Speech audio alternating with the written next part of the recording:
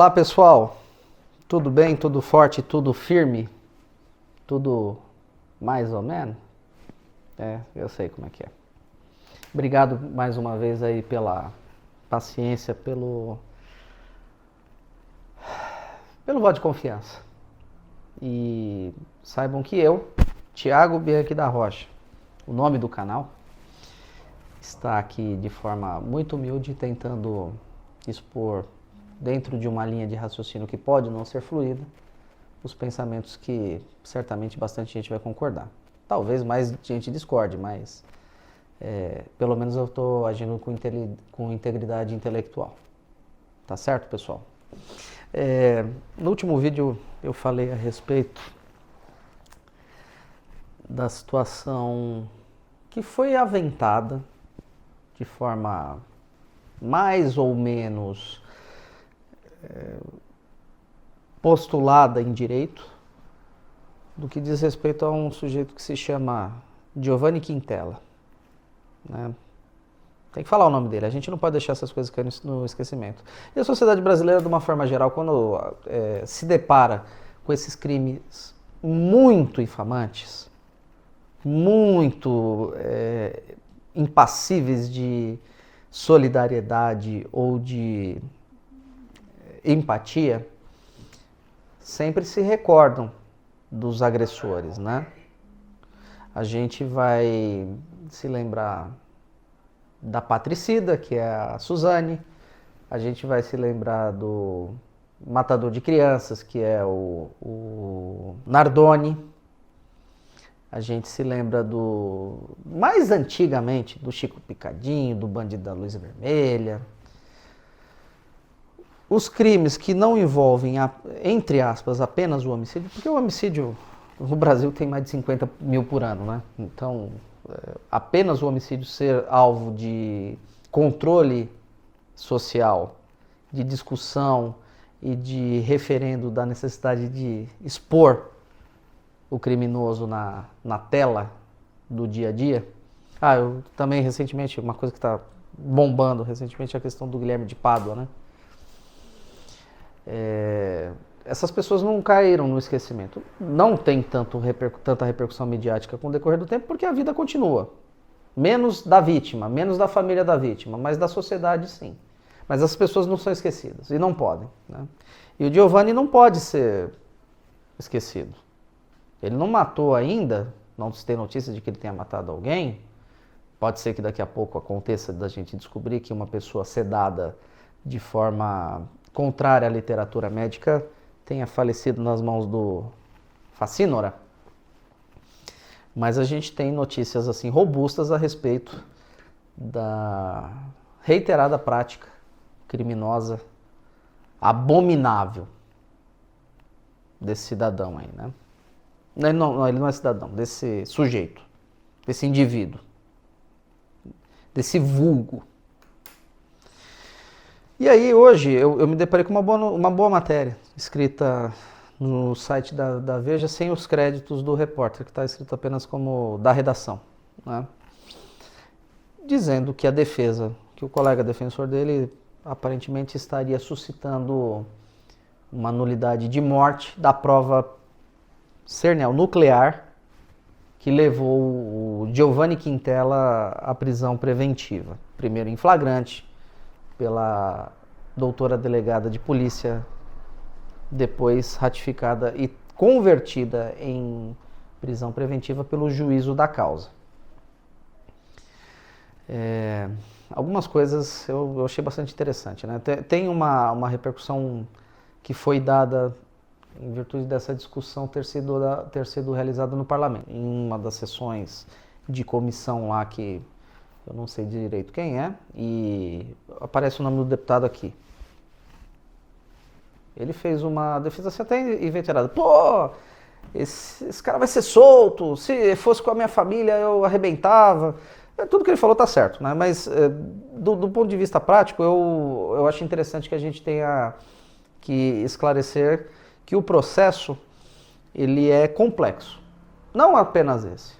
Todo processo tem a ritualística legal que determina a conclusão pela autoridade judiciária do que vai ser feito. Eventualmente é uma coisa simples, mas ainda assim há complexidade em virtude da necessidade de atendimento das premissas legais. Ok? E neste caso aqui, que ele é realmente complexo, a gente vai transbordar da mera análise legal do fato. A questão é de superior interesse, a gente fala de questão constitucional. Tá bom? O Giovanni Quintela veio a ser pego em flagrante mediante a provocação de um grupo de pessoas subordinadas e tementes de forma reverencial à sua figura de médico anestesista, de uma prática perpetrada em seio nosocomial, hospitalar, perante pessoas vulneráveis que se apresentavam na melhor hora da vida de uma família. A mãe parturiente estava próxima do momento sublime de dar à luz, trazer uma vida ao mundo e sofre uma violência. Essa violência foi presenciada por um sem número de pessoas. E essa violência foi objeto de captura de vídeo e áudio. E aí a gente tem um problema aqui. Segundo o mito do menino e do lobo, algumas vezes um menino que estava encarregado da vigilância das adjacências da vila vinha até os moradores e alertava falsamente a respeito do lobo que vinha com o intuito de atacar a criação de caprinos para pegar as ovelhas. O lobo, o lobo, o lobo! Nas primeiras vezes, a comunidade acreditava. Todo mundo se mobilizava. E depois de um tempo percebiam que era uma traquinagem do menino. Vai, seu moleque! Quando você vier contar para nós que o lobo está vindo, nós não vamos acreditar. E o moleque? O menino. E não é que a lição de moral e a moral da história se provou verdadeira neste primeiro aviso que foi dado ao menino? Quando o lobo veio e ele desesperadamente procurou os moradores, a comunidade envolvida, para dizer que o lobo vinha, ninguém acreditou. E o lobo papou as ovelhas. Tem gente que poderia dizer que ele papou a vovozinha também, né? Mas esse faz parte de outro mito. E a moral da história é que você precisa ter ética, no final das contas, né? Você não pode mentir e colocar um monte de pessoa vulnerável, uma comunidade de pessoas envolvidas em uma circunstância de vulnerabilidade sob desproteção, né? O lobo aqui está bem claro quem é. O menino, qual é o sujeito dele no problema? O menino foi quem levou ao conhecimento das autoridades a existência dessa violação, desta conduta próxima da bestialidade? Não. O menino aqui é um menino ciente da sua obrigação. O menino não é mentiroso, ele não é traquinas. O menino é preocupado em proteger a pessoa que está vulnerável, a vítima. E ele levou ao conhecimento da autoridade. Ah, mas existe uma dúvida a respeito da legalidade desta prova. Essa prova está envolvida em eiva de vício. Ela foi tirada sem que houvesse a concordância das autoridades competentes para o processamento de uma eventual ação penal. Não houve representação do delegado para a autoridade ministerial e o juízo não autorizou a captura das imagens. Pessoal, Vamos falar sério aqui. Agora eu falei bastante, divaguei e tal, a gente voltou aqui pro problema, né? O lobo estava ali. O lobo estava atacando a vítima. A ovelha, que assim, é até temerário eu fazer essa comparação, mas o campo semântico dessa comparação é em virtude da impossibilidade da vítima se defender. A vítima era uma parturiente, a vítima se encontrava na boa hora do parto, ela estava aconchegada, pelo menos em tese, pela proteção inerente do ambiente de sala de cirurgia de hospital público, com equipe de enfermagem, com equipe médica. Esse sujeito, Giovanni Quintela, era apenas e tão somente o anestesista. A equipe responsável pelo parto pertence a outros tipos de especialidades médicas. A princípio, o ginecologista e o obstetra e o pediatra para ver a saúde e a condição geral que se apresentava ao nascituro. O recém-nascido estava bem? Tem um pediatra. A parturiente se encontra em boas condições gerais de saúde? É o ginecologista e o obstetra. O anestesista participa deste escopo multidisciplinar médico para permitir que a gestante se encontre numa condição de tranquilidade na sua boa hora. Mas ele é um lobo, ele é um destruidor, ele é o facínora. E a equipe, o menino, que é a equipe de enfermagem, que aprendeu com a lição lá da fábula, sabendo que o lobo está ali, não se preocupou em pedir um mandado de qualquer natureza para a autoridade judiciária, vindo nesta ordem cronológica das autoridades intervenientes no processo penal. Não foi no delegado, o delegado pediu para o promotor pediu para o parto estava acontecendo na hora. E o menino aqui, que é a equipe de enfermagem, se preocupou em proteger a vítima do lobo. Então, vamos parar um pouco com o eufemismo aqui, vamos falar das questões como elas são postas. Por que eu disse lá no início que a análise não era apenas sistemática do ponto de vista da previsão legal estrita e escorreita? O acusado tem direitos. Ele tem direito de ser acusado, de responder à acusação, de ter o exercício da ampla defesa do contraditório no decorrer do devido processo legal, para ao final ser absolvido ou condenado em partes. Estou falando alguma novidade aqui? Não, eu estou falando o que é.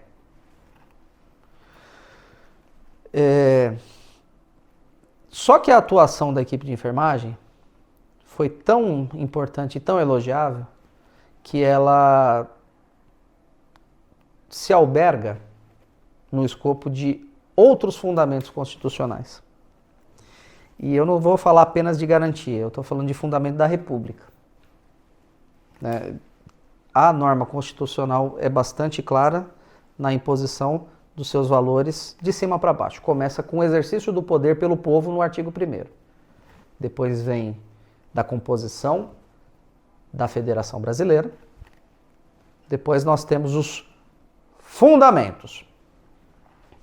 E no exercício de direito constitucional, de análise de direito constitucional, eu vou ter a liberdade de dizer que fundamento é uma premissa de direito superior ao princípio.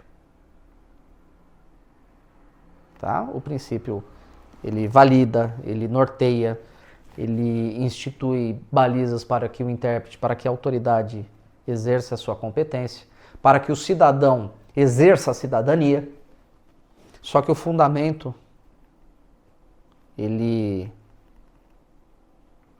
ostenta a qualidade de estribo da sociedade brasileira, do Estado, da nação. E a cidadania é o fundamento, assim como a dignidade da pessoa humana é outro. E todo o arcabouço jurídico brasileiro, tudo que vem depois da Constituição precisa obedecer ao princípio da dignidade da pessoa humana. ao fundamento da dignidade da pessoa humana.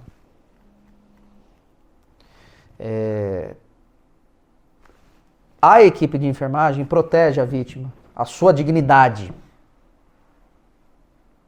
Impede que fique incólume, que passe em branco, sem nenhum tipo de repercussão, a conduta do sujeito que dopa uma parturiente para se abusar dela.